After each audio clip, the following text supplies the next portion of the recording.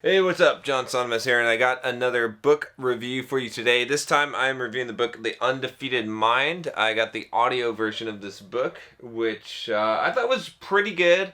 It was definitely a book that's been recommended to me. There's definitely some good things in this book for sure. It's really this kind of Buddhist kind of, I forget what the type of Buddhism it's called, but philosophy of essentially, hardening yourself, kind of the idea that, instead of self-improvement and just like becoming better, becoming more resistant. It's sort of this kind of a stoic philosophy that the person who wrote this book, who's a doctor, had put together, and he relates some of his own life experiences, and there's really good content. I would say just about being resilient, about turning the bad into good, about taking control of your mental state, about taking responsibility for everything in your life, right? This is another concept that's mentioned in, or one of the central themes of 10X Rule by Grant Cardone, one of my favorite books, by the way. I thought it was pretty good.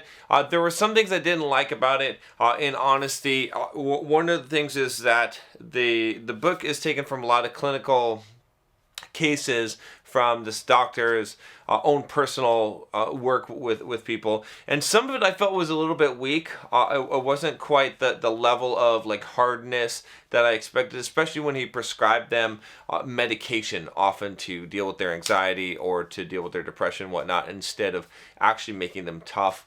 And, again, I think that his approach was pretty good, but at the same time, I feel like if you're going to really talk about being resilient and having an undefeated mind, you've got to really embrace that concept, which means going through a lot of shit and not looking for the easy ways out of that, and accepting what's going on. But in general, I mean, I'd say that I agree with all the principles in the book, right? All of the things that were laid out in the book. I just felt like it was a little bit more watered down. I prefer something a little bit more bulldogish-y, a little bit more, in your face than the way that this was presented in the book. There was some weird stuff about doing some chants, like chanting a million times. I'm not going to let that detract so much from the book, but it just does kind of give you the idea of the author's mindset. So, take what he says with a grain of salt. But overall, I mean, everything was pretty solid. Not a book that I'd like super highly recommend. Not one of my favorite books, but, like I said, pretty decent book. Definitely worth the time for the read, especially if you're not familiar with a lot of these kind of concepts of acceptance,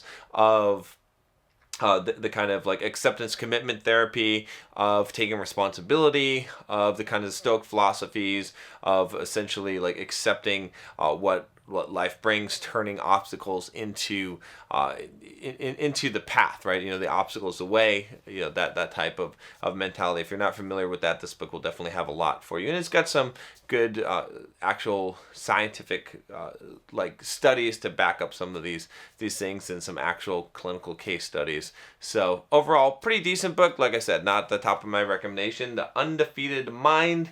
You can check it out there, and I'll talk to you next time. Take care.